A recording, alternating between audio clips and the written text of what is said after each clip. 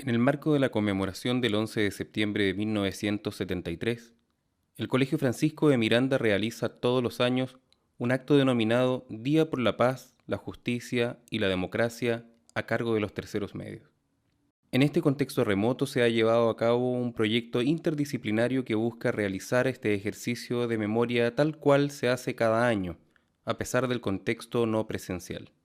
En este proyecto, que involucra las asignaturas de Filosofía, Historia y Lengua y Literatura, tiene como objetivo reconstruir mediante un video documental los hechos acaecidos en torno al golpe de Estado y la dictadura cívico-militar. Asimismo, recoge las impresiones por medio de testimonios de diversas personas que para los estudiantes son importantes, con el fin de reconstruir y reflexionar en torno a la memoria colectiva y la historia. Este video es el resultado de ese trabajo colaborativo y lo queremos compartir con la comunidad.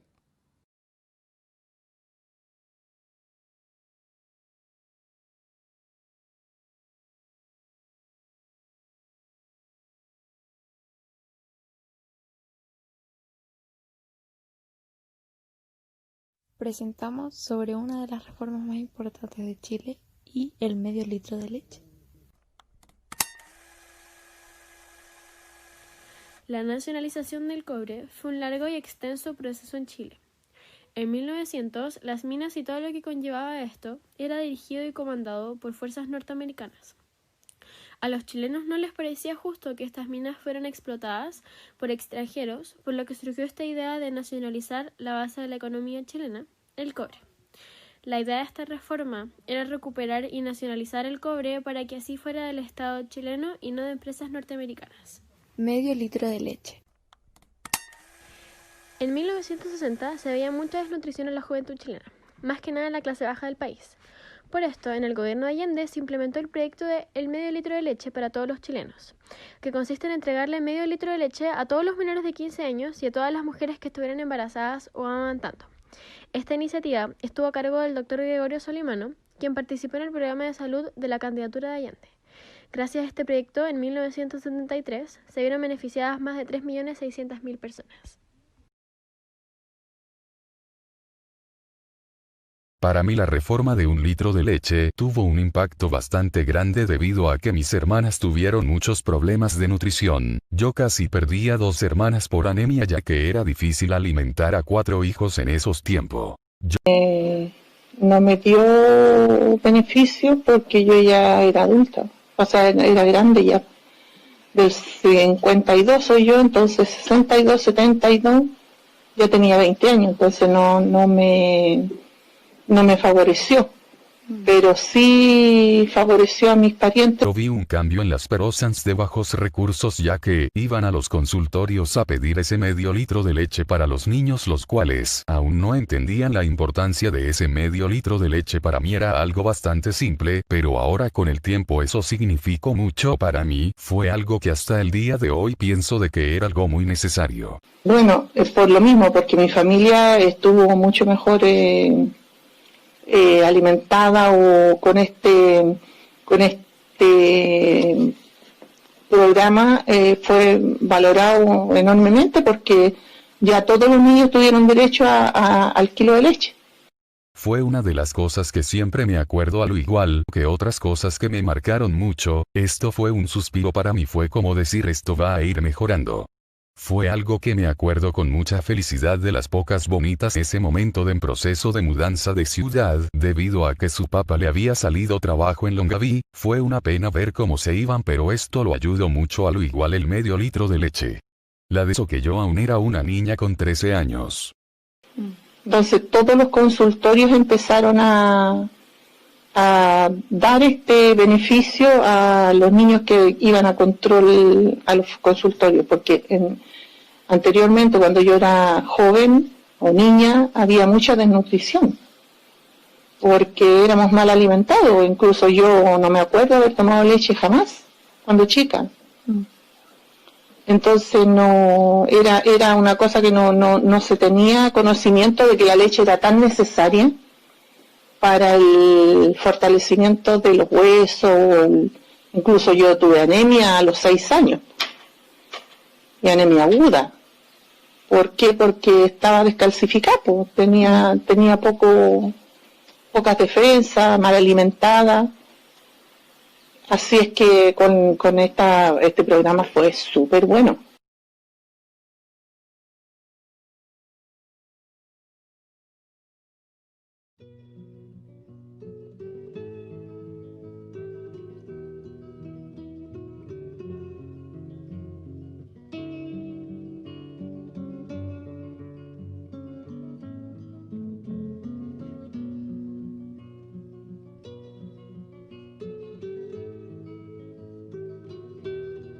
Cuando me detuvieron, yo tenía 23 años.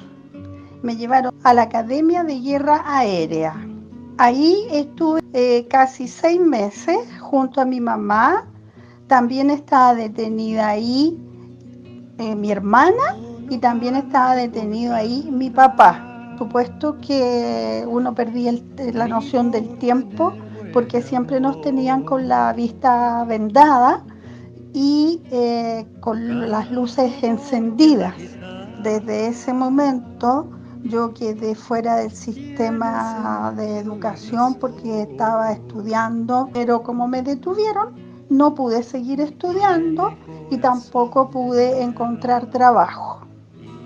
Entonces, la vida cambió en un 100%. Por supuesto que no solamente era eso el cambio, sino que el estar presa, el estar incomunicada, bajo tortura, porque también eso ocurrió, no era solamente estar con la vista vendada y sin hablar con los demás, sino que los militares sacaban a los interrogatorios y los interrogatorios eran con golpes, muchas veces con torturas donde ponían corriente y eso. Entonces uno sale de ahí asustada, no sabe quién es la persona que está al lado tuyo en la micro, no sabes quién es la persona que está en la esquina ni el vecino, si te van a delatar y te van a tomar presa de nuevo. Entonces uno vive muy asustada. Y además ahí era bien siniestro. Permanentemente nos obligaban a tirarnos al suelo con las manos en la nuca. Además del tiempo que estuve ahí, nos sacaron a pasear al patio 2 veces. Todo el resto del tiempo estuvimos adentro de la dependencia donde estábamos con los demás presos. ¿Tiene noción de cuánto tiempo más o menos la tuvieron ahí retenida? Como 6, 7 horas. Ok, 6, 7 horas. Sí, sí, porque llegó en la noche. Entonces, fue así. La verdad que fue bien especial porque ellos me tuvieron retenida en un bus. Me tuvieron en un bus. Entonces ahí me amarraron y me tuvieron desnuda en una actitud de tortura todas esas horas. Pensé que me iban a matar. Siempre yo estuve pensando en que yo no iba a vivir. Tuvieron desnuda en una actitud de tortura todas esas horas. Pensé que me iban a matar. Siempre yo estuve pensando en que yo no iba a vivir más. Entonces yo tuve todas esas horas para entender que no iba a vivir. Porque desde ese día yo soy una sobreviviente. Te fijas, desde ese día yo soy una sobreviviente. Y como soy una sobreviviente, solo tengo que vivir. Eran muchos, eran 5. Entonces, eran 5 conmigo ahí y se iban turnando, ¿te fijas? Entonces, yo tuve que, con 17 años, dar vuelta el cerebro y decir, bueno, quedé viva, así que ahora hay que vivir. Siempre será canción nueva.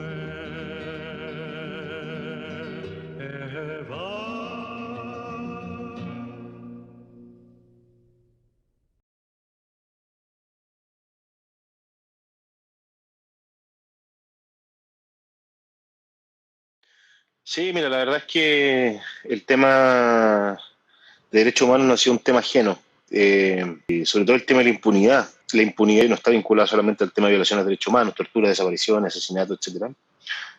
Se traslada hacia otros ámbitos de la gobernabilidad, por así decirlo. Chile se acostumbró a partir de la violación y la violencia sobre los cuerpos, se acostumbró a que ese hecho, que probablemente sea el hecho más repudiable que pueda existir, se ocultó mucho tiempo, se generó un halo de impunidad que se institucionalizó. Lo único que tiende es a generar esta impunidad y que eso, potenciado por la negación, con lo que se le llama el negacionismo, digamos, de los hechos ocurridos, hace que de una u otra forma la historia actual de Chile sea reflejo también de todo ese proceso.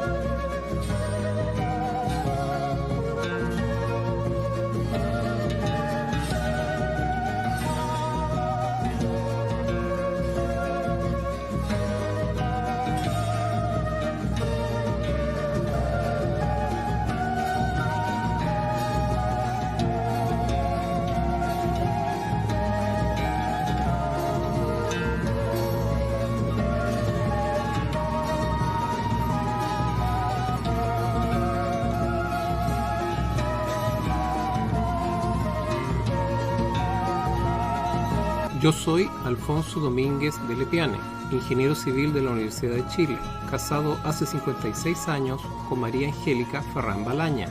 Tengo 5 hijos, 3 hombres y 2 mujeres, y 7 nietos, 5 hombres y 2 mujeres. Estaba trabajando en la Compañía de Aceros del Pacífico, CAP, de Talcahuano, en el área de computación e informática. Estaba solo, alojado en una pensión cuya dueña era la viuda de un marino. Yo era el único pensionista. El día 10 de septiembre me llamaron 15 minutos antes de la hora de salida, avisándome que mañana empieza el paro. Al despertarme a las 6:30 am el día 11, me acordé que no tenía que ir a trabajar y traté de seguir durmiendo. Pero como a las 7:45 sentí que pasaban aviones volando muy bajo y encendí la radio que tenía en mi velador. Justo cuando escucho las Fuerzas Armadas y de orden, yo estaba desconcertado y lo primero que hice fue llamar por teléfono a mi señora, pero no había teléfono. Estuve todo el día encerrado tratando de comunicarme, pero no hubo caso. Como a las 2 de la tarde me avisaron que fuera a trabajar, así que partí a la planta y, al llegar, iba saliendo una camioneta de marinos con 4 personas de computación sentadas en la parte posterior, al parecer amarrados. En la oficina nadie estaba trabajando. Personalmente, estaba muy preocupado por mi señora y mis hijos. Vivíamos en esos grandes edificios construidos hacía muy poco, al final de la Quinta Normal, muy cerca de un lugar donde había una base de la Marina.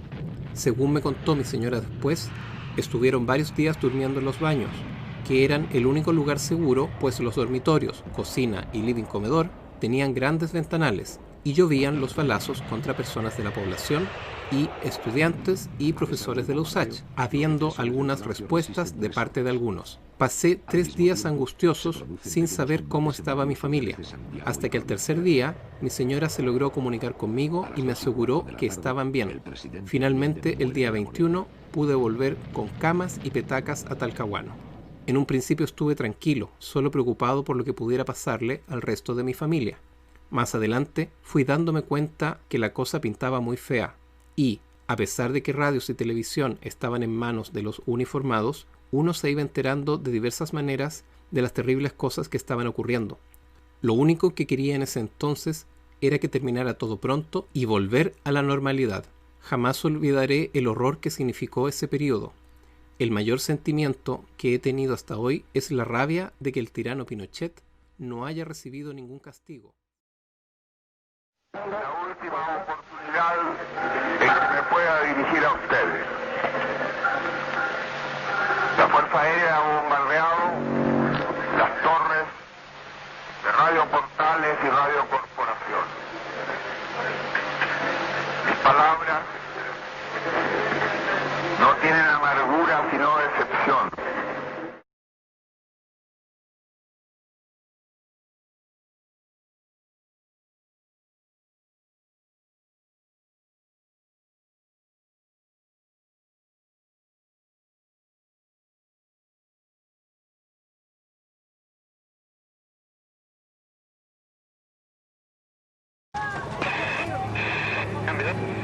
De la Junta Militar de Gobierno a los comandantes de guarnición. A partir de este momento procederán a arrestar a cualquier dirigente político o gremial y a cualquiera persona que no obedezca los mandos u órdenes emanadas de las autoridades militares. Estamos en una guerra entre el marxismo y la democracia.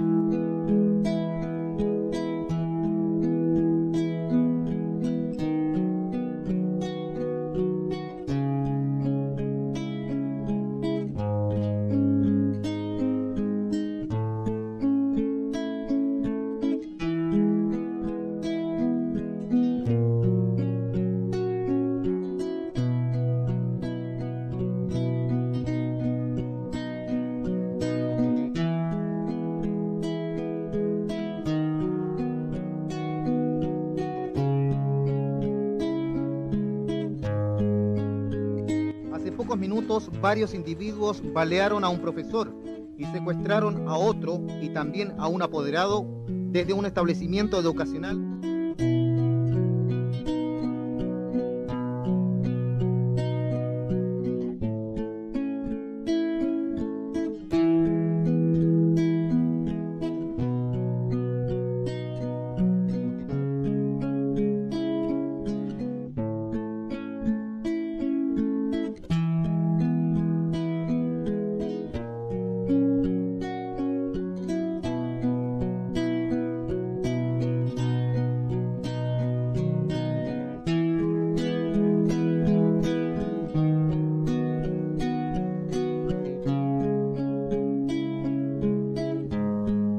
La muerte del señor Rojas de Negri en la actualidad es objeto de una campaña sistemática de distorsión de la imagen externa de Chile.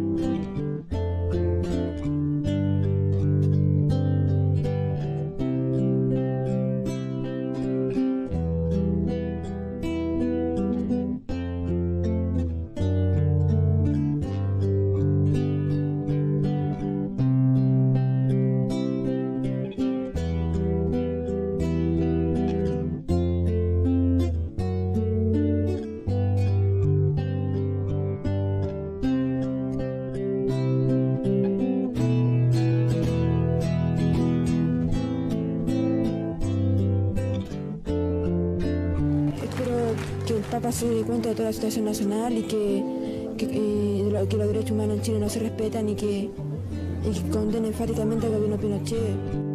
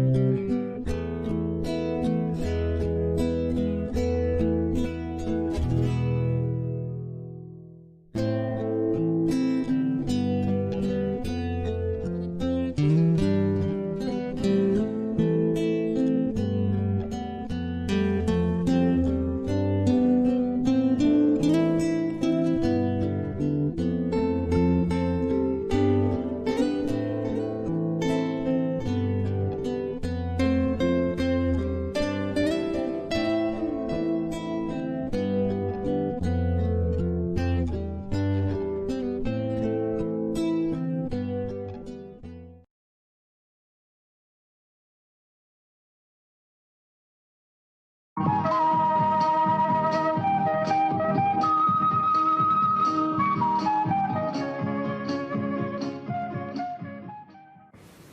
partir del año 1973 hasta principios de los 90, debido a la dictadura militar en Chile, se llevó a cabo el proceso de expatriación masiva de manera forzada o voluntaria de personas militantes de izquierda y sus familias.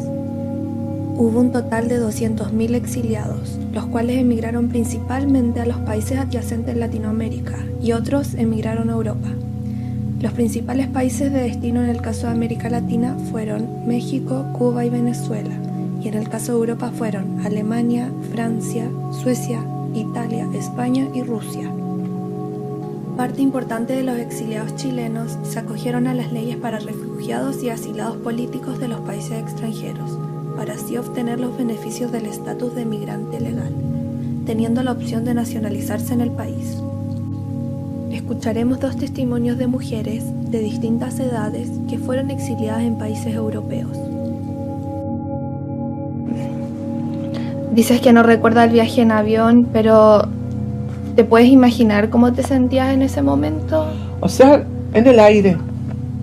No había sentimiento, era como que uno estaba... O sea, no sabíamos a lo que nos íbamos, no teníamos idea de nada. Íbamos, respirábamos, vivíamos, pero no sabíamos nada. Me llamo Berlinda María Ángel. Fui militante de las Juventudes Comunistas de Chile al momento del golpe, en que fueron terminados todos los partidos políticos. Tuvimos que abandonar la casa. Yo tenía una hija de 2 años y mi marido, que también era militante de la juventud y trabajaba en la Central Única de Trabajadores y de la Universidad Técnica del Estado. Bueno, al dejar el país, primero fue porque la persecución política cerraba en el cerco demasiado al lado nuestro. Habíamos tenido que abandonar nuestra casa, vivir separados en diferentes casas y sin trabajo. A mi marido le cerraron hasta la cuenta bancaria y un día cualquiera de octubre mi marido lo van a buscar y salta el muro de la embajada italiana, porque todavía no estaba tan vigilada por los militares, lo cual yo también lo hice al tiempo después. Mi marido estuvo más de 2 meses en la embajada, yo estuve casi 1 mes y mi hija casi 15 días. Bueno, salimos de la embajada con un salvoconducto que solicitó el embajador a la dictadura militar. Nos autorizaban a abandonar el país, custodiados desde la puerta de la embajada a la micro, que era una micro de esos entonces que eran micros, no buses, unas micro.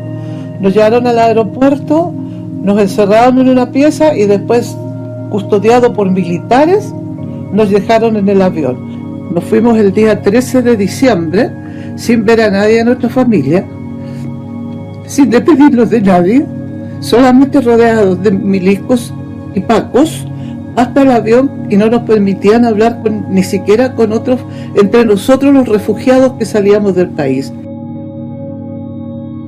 Tras el plebiscito en el año 1988 y la transición a la democracia, se crearon organizaciones como el Comité Pro Retorno de Exiliados Chilenos y la Corporación Nacional Ex Exiliados Políticos de Chile, las cuales abrieron las posibilidades a los exiliados para volver a Chile. Parte de los exiliados podrían volver a su país con permiso de la administración. Augusto Pinochet publicó una lista de 430 personas que tendrán la opción del retorno en ese mismo año, aunque hay más de 200.000 exiliados políticos. Así se da comienzo al retorno hacia Chile. Soy Luciana Quirós. Cuando pequeña viví en Francia, en Bélgica y en Venezuela. Estuve en esos países debido al exilio político de mis papás. Estuve desde los 6 meses de edad hasta los 17 años aproximadamente. En Bélgica viví 8 años, en Francia también estuve 8 años y entre medio de esas 2 estancias largas estuve casi 1 año en Venezuela. A Chile llegué en el año 91, en el mes de agosto, es decir que ahora cumplo 1 año más en este país. Mi papá siempre quisieron volver, siempre estaban pendientes de cómo hacerlo, y una de las condiciones principales es aparecer en unas listas que daba el permiso a las personas que estaban vetadas de venir al país. Si quería volver a este país, yo diría que sí. Tenía 17 años, era joven, no conocía más realidad que la que había conocido en Europa, que es muy distante, muy diferente a la de acá. Y finalmente yo lo veo como una búsqueda de identidad, una búsqueda de identidad necesario, un mito familiar que debía vivir y también desmantelar.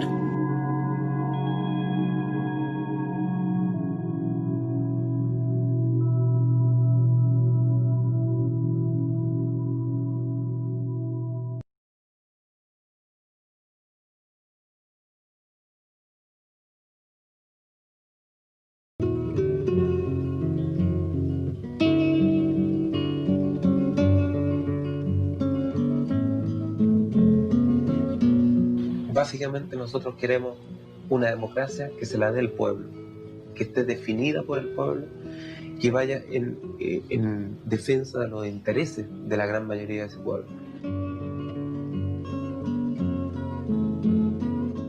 Bueno, yo estuve en el Partido Comunista, o sea, primero en las Juventudes Comunistas y luego en el Partido Comunista.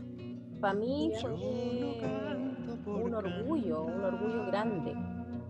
Y mucha bonita experiencia, peligrosa experiencia, pero no una gran cosa. O sea, no me arrepiento para nada, todo lo contrario, me siento súper orgullosa de haber estado ahí. Tiene sentido y razón, tiene corazón de tierra y alas de... En primer lugar, en este país hay un solo terrorista, y ese terrorista es Pinochet. Es él el quien tortura, que secuestra, que mata, que obliga al pueblo a pasar hambre.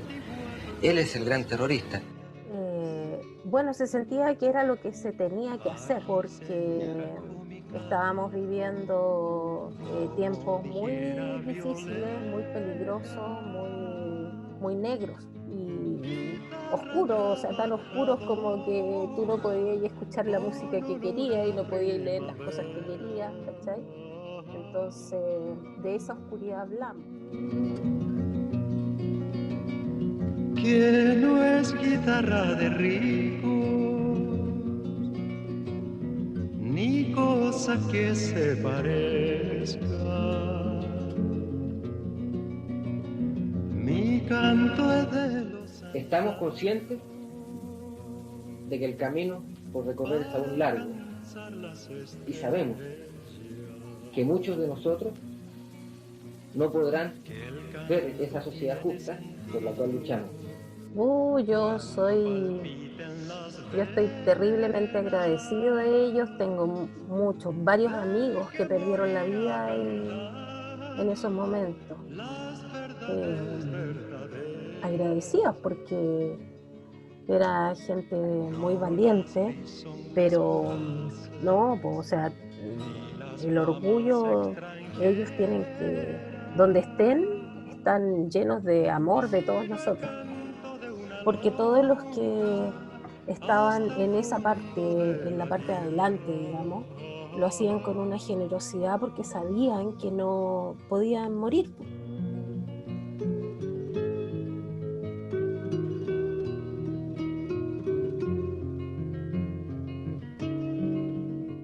Creemos, lo hemos dicho, hemos llamado a todas las fuerzas de oposición a dejar de lado todas aquellas cosas secundarias y unirse en función de tres cosas básicas: terminar con Pinochet, la constitución de un gobierno provisional y la constitución también de una asamblea constituyente que haga una nueva constitución más democrática.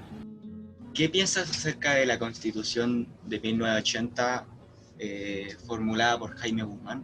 Y hay que cambiarla por todos lados para que eso se cambie, se cambie, o sea, se rompa y se haga una nueva, porque no podemos estar, o sea, no deberíamos haber estado todos estos años con una constitución de dictador. siempre será canción nueva. Siempre será canción nueva. Es con la lucha del pueblo, con el pueblo movilizado en la calle, empleando todas las formas de lucha, que ha sido posible ir ganando espacio.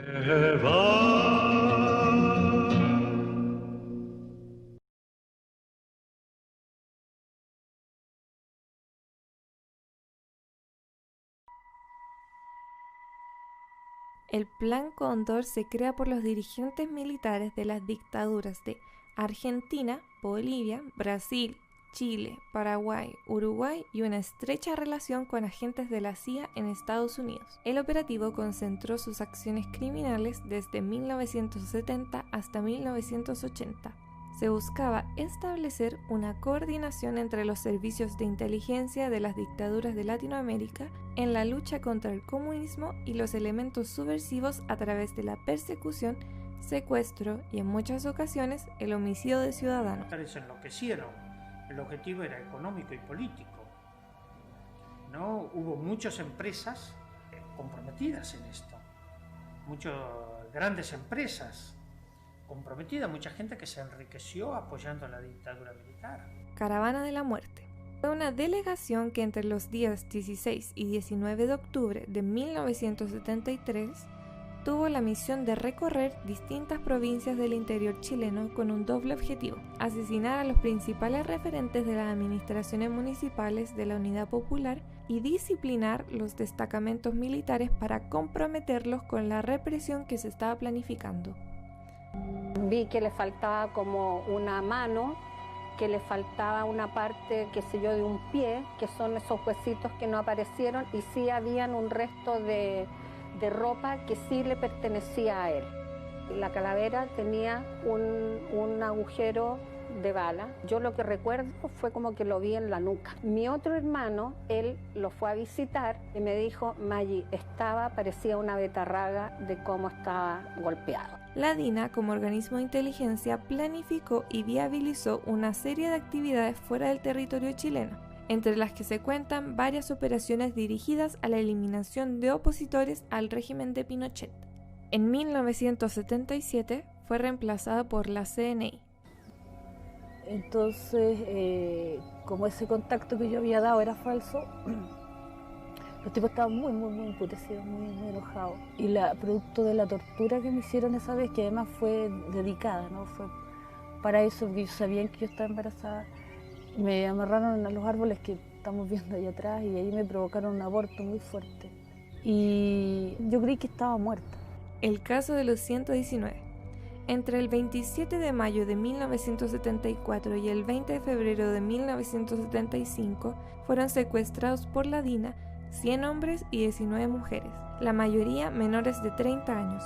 El plan tuvo como propósito convencer a la ciudadanía y al mundo que los 119 detenidos desaparecidos habían huido del país y se habían matado entre ellos por peleas internas. Y los carabineros estaban impactados, los que nos cuidaban.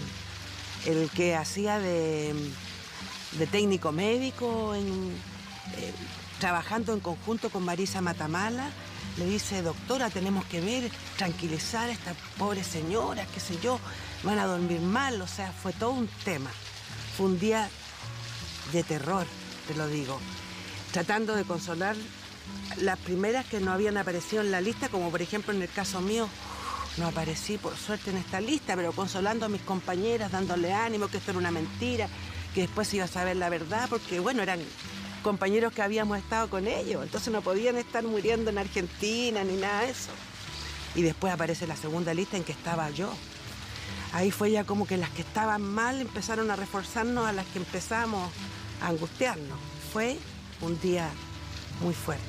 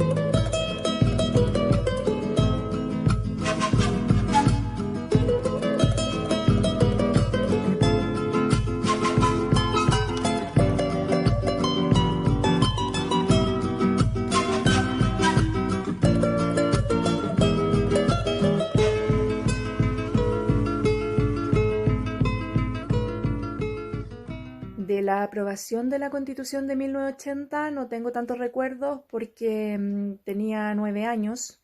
Lo que sé es lo que me he ido informando después con el tiempo. Y hay algunos datos curiosos que me llaman la atención, que por ejemplo en ese momento no habían registros electorales, ni tampoco los locales estaban conectados entre sí, los locales de votación. Entonces cualquier persona mayor de 18 años con su carnet de identidad podía ir a un local de votación e inclusive votar más de una vez en distintos locales, que es una de las cosas que dicen que se manejó porque al gobierno le interesaba aprobar el nuevo texto. Entonces decían que sus adherentes o partidarios habían votado más de una vez para que sí ganara la opción sí.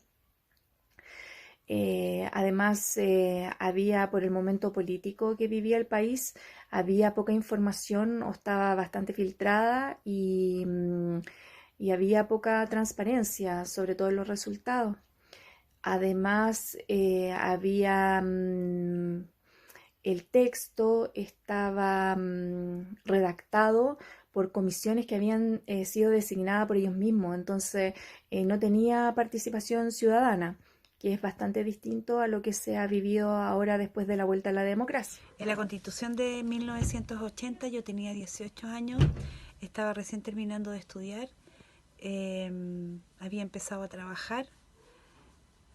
No se notó mucho la diferencia de la Constitución del 80. Yo siempre protesté en contra de la Constitución del 80 y no se notaba el significado que tenía porque no había información, no era lo mismo que ahora y con el tiempo se notó el tremendo cambio, qué es lo que significaba realmente la Constitución. Así que yo estoy feliz que haya existido el estallido social y por eso yo apruebo.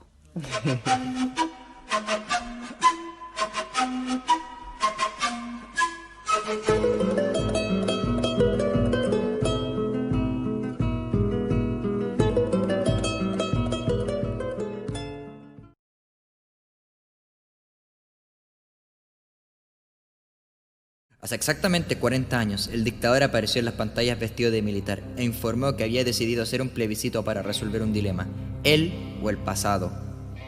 Ha llegado el instante de decidir nuestro futuro, encontrándonos ante dos alternativas: volver paulatinamente, pero inexorablemente, a la noche de los 1000 días negros de Chile, o tomar la ruta que patrióticamente estamos señalando, dijo, tras describir la enorme cantidad de irregularidades que rodearon esta votación.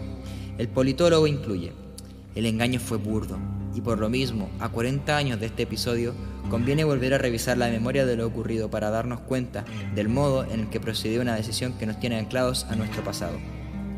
Dicho lo siguiente, pasamos a ver qué es lo que opinaba la gente.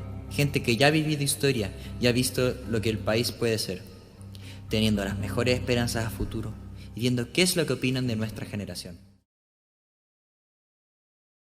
¿Qué piensas tú de los sucesos del 18 de octubre y cómo tú opinas que afecta a Chile socialmente? ¿Tú crees que los sucesos, ¿cachai? Toda la movilización que hubo el año pasado afectó a Chile socialmente? ¿Lo cambió de alguna manera? ¿Tú qué ves que esa generación de ahora, ¿cachai? haya cambiado de alguna manera? O sea, a partir del 18 de octubre yo creo que es la gota que rebalsó el vaso de demasiados años de injusticias, de un país que ha crecido en una democracia a medias y constreñida por una constitución que no ha permitido hacer grandes cambios democráticos. Y fundamentalmente donde todos los derechos que nosotros pensábamos que íbamos a recuperar como nación, derechos humanos fundamentales, no pasó. Se transformaron en un negocio de unos pocos. Sí. Y eso, yo lo veo, lo que pasa el 18 de octubre es la gota que rebalsa el vaso. ¿Cómo compararías el plebiscito que está ocurriendo ahora con algunos plebiscitos que se hayan hecho con la población pasados? Bueno, a mí me tocó vivir el sí y el no. El plebiscito entre el sí, que era la permanencia de la dictadura, y el no, que se terminara la dictadura. ¿Ya? Eso lo viví. En aquella época nosotros sabíamos, el pueblo de Chile sabía en su conjunto que había que terminar con la dictadura. O sea, había que ponerle fin a tanta barbarie, tanta represión, tanto terror consecutivo. 17 años ininterrumpidos, eso es más de la edad que tú tienes. Sí. O sea, es terrible. Un país demasiado sufrido. Y yo creo que había un denominador común. ¿Y tú crees que...? Y hoy día yo creo que eso no está. ¿Eso no está? O sea, ¿tú no sientes la misma fuerza que estaba antes por...? Yo creo que hay muchos buenos deseos, pero no hay conducciones. ¿Tú qué esperas de la nueva Constitución? ¿Cuáles son no tus deseos, pero sino lo que tú ves de una nueva Constitución? Que puede ser válido de que tú veas la nueva Constitución como algo que no cambie mucho el país, pero ¿qué es lo que tú ves de la nueva Constitución que sí puede haber y que tú quieras que haya? Bueno, a mí lo ideal habría sido una asamblea constituyente, para mí, que recogiera los anhelos de las inmensas mayorías, o de la inmensa mayoría. Porque yo creo que aquí hay cuestiones fundamentales que hay que restaurar, volver a tener en una Carta Magna los derechos civiles, los derechos ciudadanos, los derechos humanos tienen que estar plasmados ahí.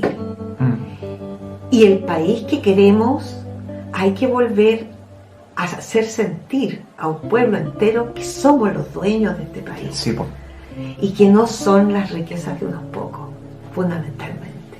Que el país es de todo. Un país que pertenece a su pueblo, las riquezas básicas, a eso me refiero. Ustedes viven en un mundo donde la información la tienen en este aparatito. Ya la tienen. Edúquense, lean, estudien.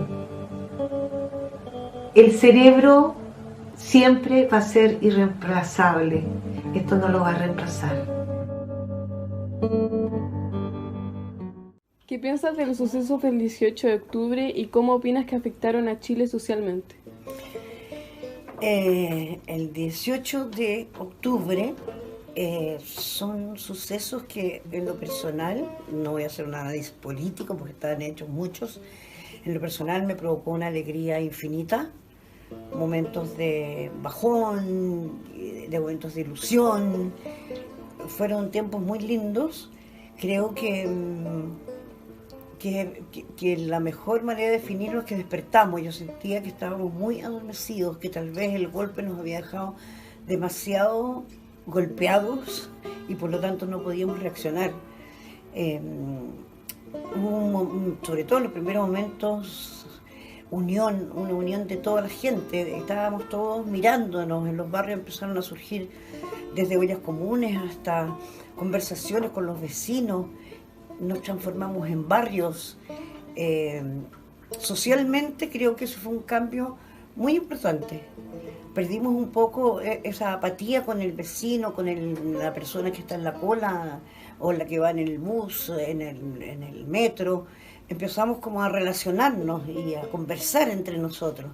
Después se provocó, para mi gusto, de nuevo un freno y cierta desconfianza. Pero los primeros momentos fueron de esa manera y la sensación es que esto se va a recuperar, que de nuevo vamos a lograr, bueno, tal vez es un sueño, pero yo creo que vamos a lograr de nuevo estar unidos, de alguna manera, contactados socialmente, mirándonos la cara, mirándonos los ojos y pudiendo conversar, si antes simplemente no nos mirábamos en la calle. Eso. ¿Cómo compararías el plebiscito que está ocurriendo con los plebiscitos pasados?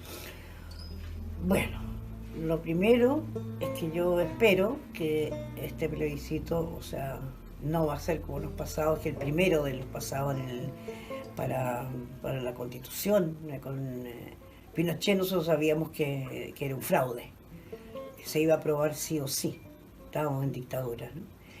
El plebiscito del sí y el no fue una emoción maravillosa, una sensación de triunfo enorme, y la desilusión después posteriormente del fracaso, de alguna manera, que vimos que todo seguía bastante igual, que ningún gobierno fue capaz realmente de empezar otro, de romper con todo lo anterior.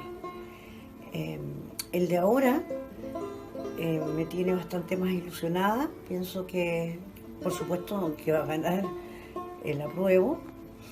De eso lo tengo como muy seguro. Y si no ganara el apruebo, quiere decir que hay un fraude. Y ahí sería la catástrofe. ¿Qué esperas de la nueva Constitución? Todo. Tenemos que tener claro que el proceso va a ser lento, pero yo espero que realmente el país se transforme en un país medio... Es como un eslogan esto de la justicia, pero es justicia, igualdad, todo eso, pero que realmente, ejemplo, lo que es salud, lo que es educación, lo que es el problema de las aguas, del derecho de las aguas, que realmente tengamos todos el derecho del agua y que se logre revertir todo este saqueo que se ha producido en este país y todas estas privatizaciones o ventas fraudulentas a los poderes de todo lo nuestro. Lo único que va faltando en este momento es el aire. Así que tengo grandes esperanzas. ¿Crees que una nueva Constitución puede cambiar nuestro país? Creo que es el único medio en este momento de cambiar el país. No sé qué otra posibilidad. No confiaría en ningún cambio de gobierno, por ejemplo. Que viniera un gobierno de izquierda, que ya siento que tampoco existe mucho eso. Eso que se llamaba izquierda en un tiempo, ya no está tan claro que sea. Creo que es la única manera, en el fondo, de cambiar el país, cambiando las leyes, las normas. Creo que va a ser muy difícil porque vamos a tener realmente una oposición a los cambios bien férrea, bien fuerte, pero espero que seamos capaces.